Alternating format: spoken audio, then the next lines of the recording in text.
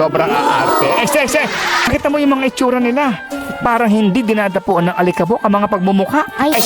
Kanilang kasuotan, yung mga bag na dalang bitbit, ang kanilang mga jama, ang kanilang mga relo, ang kanilang mga alahas. Hindi ba kitang-kita mo naman ang kanilang mga itsura?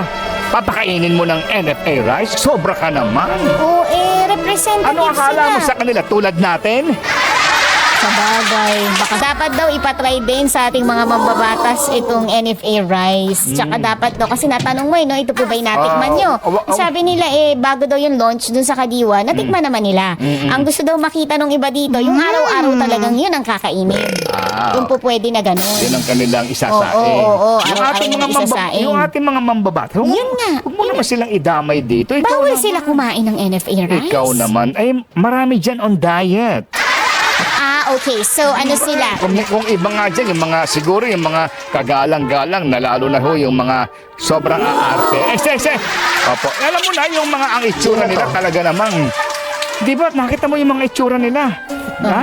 Para bagang, Parang hindi, isa itsura nila. hindi parang parang hindi dinadapuan ng alikabok ang mga pagmumukha. Sorry, sa salita mo pa rin pagmumukha. Nakita mo yung mga itsura nila? Yung kanilang mga pagpapaayos, ay talaga namang kitang-kita Parang mo. di naaarawan, ano? Parang 24/7 naka-aircon. Hindi, tsaka talagang meron sila mga sarili nilang mga beauty parlor. Ay, Dati, may ganon? nakita ho ninyo? Di ba? Yung mga kanilang kasuotan, yung mga bag na dalang bitbit, ang kanilang mga jama, ang kanilang mga relo, ang kanilang mga alahas. Hindi ba kitang-kita mo naman ang kanilang mga itsura? Papakainin mo ng NFA rice? Sobra ka naman. Oo, representative Ano akala sila. mo sa kanila tulad natin?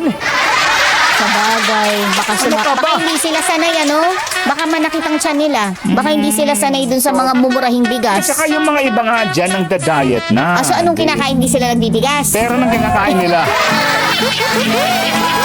Yun ang sinasain nila.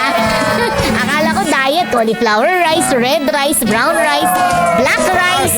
Sasabihin Yung nila, pala pera. diba sila pare-pareho silang mga magkakasama sila, di ba? Oo. Pare-pareho sila dyan sa sektor na iyan. Anong luto ng pera? Oo, sasabihin nila, honey, pwede bang steam 1,000 naman tayo? Oo.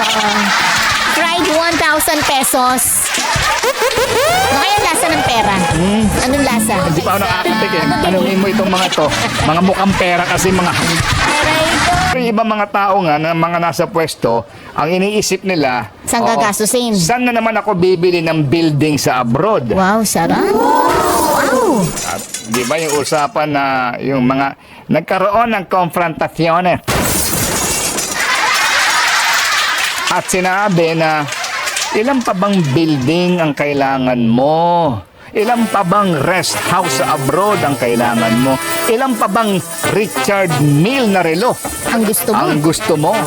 May kumprontahan? Nagkaroon ng konfrontasyones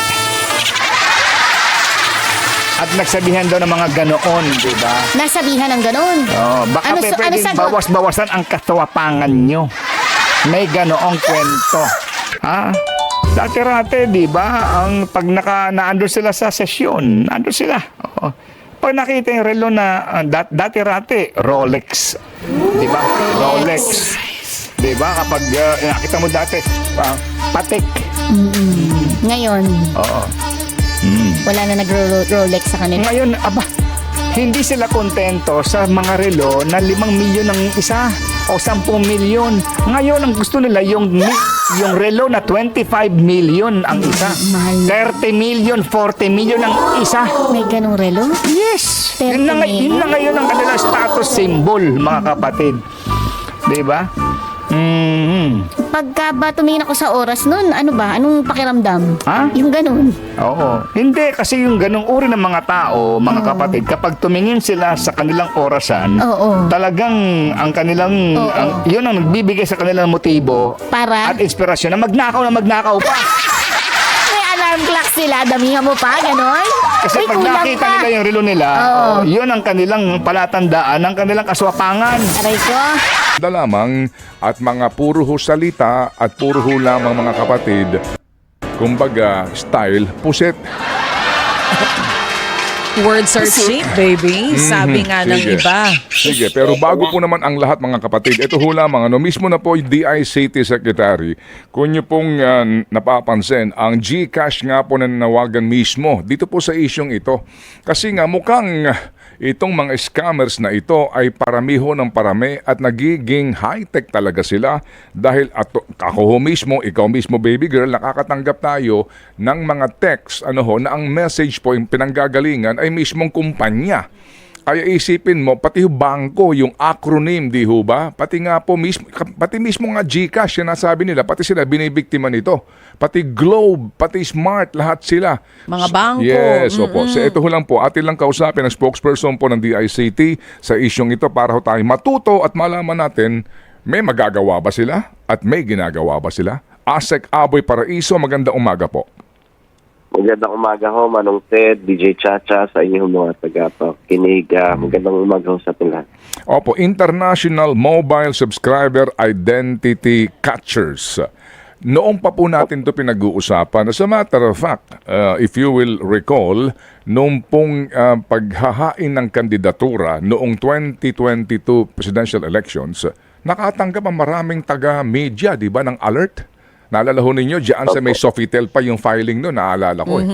Di ho ba? Opo. Opo, nakatanggap ng alert, nakala mo, yung pala, Parang alert na natatanggap para, pag may bagyo. Oo. And then, ang mensahe ay pag-i-endorso, announcement ng isang kandidato na nataon namang nanalo. Tama? 3 years ago. So hanggang ngayon, ito pa rin po ang problema natin. Nasaan ba ang problema po ng gobyerno? Ba't dito masawata, Asek? Ito, Manong Ted, tama ho kayo. Yung technology na ho na to, kung babalikan nyo, even if you research, yung mga IMSI catcher devices na ho to, as far back as 10 years ago, 7 years ago, andyan na ho yan eh.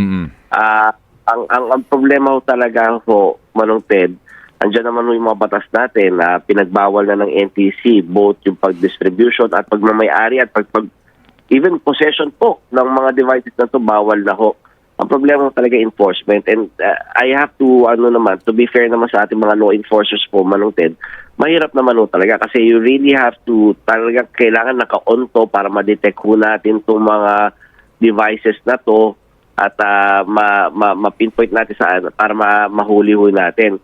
Sa pagkakataong ito, dahil itong device na to ay binibenta ng isang distributor na banyaga, nagkaroon ho tayo ng test bike, tsaka lang ho natin nahuli. Kung matatandaan nyo, Manong Ted, nung pinag-uusapan natin, inaasahan talaga natin na talaga makakahuli tayo ng mga ganitong devices at saka yung mga gumagamit nito ngayong election kasi parating naka-on. Yun ang nagiging problema, Manong Ted, kailangan naka-on to para ma-pinpoint natin. Sa pagkakataong to, dahil binibenta, nagkaroon ng test buy at may kumagat, yun ho, nahuli ho natin. Yung nga po, no? Noon pa po kasi nga ito available sa market at ginagamit ng ilan din politiko, no? Para po sa kanilang personal na mga interest. Pero sir, ito pong itong nahuli na Malaysia, ito ba yung Malaysian? Malaysian ho. Okay, opo. Ang sabi ho ng Globe na aming nakapanayam, na meron daw po kasing pamamaraan na makagawa ka ng sarili mo, yung do-it-yourself. DIY. Opo. Even daw po sa bahay, kayang gawin itong MC catchers. Totoo ho ba yun? Tama naman ho. If you have the right tools and right devices, components to make your own IMSI devices po. Again, talaga to eh. Dati ho, noong 10 years ago, Manong Ted, mahal to kasi parang isang buo to eh. Ngayon dahil sa pag-spread ng technology and pag-advance ng technology, talagang kaya na eh. Available na sa market yung components ho nito eh. And again, pero uulitin ho natin, pag halimbawa, even though individual components altogether hindi bawal, pero pag binuo mo to, bawal ho talaga to. Andyan ho yung mga batas. Talaga, enforcement ho talaga, Manong Ted. And hindi ho limitado sa atin to, Manong Ted. Okay, ito katatapos lang ho ng election sa US. Nagamit din ho itong mga devices na to para doon sa election nila. Opo, yes sir. Ano nga po ito, ginagamit din po sa disinformation. So, Asek, ito pong nahuli na Malaysian, saan gawa yung kanyang, itong kanyang IMSI? Dahil ito ho, buo na nung nahuli ho natin. In fact, para ho siyang tinatawag natin is these are rogue cell towers.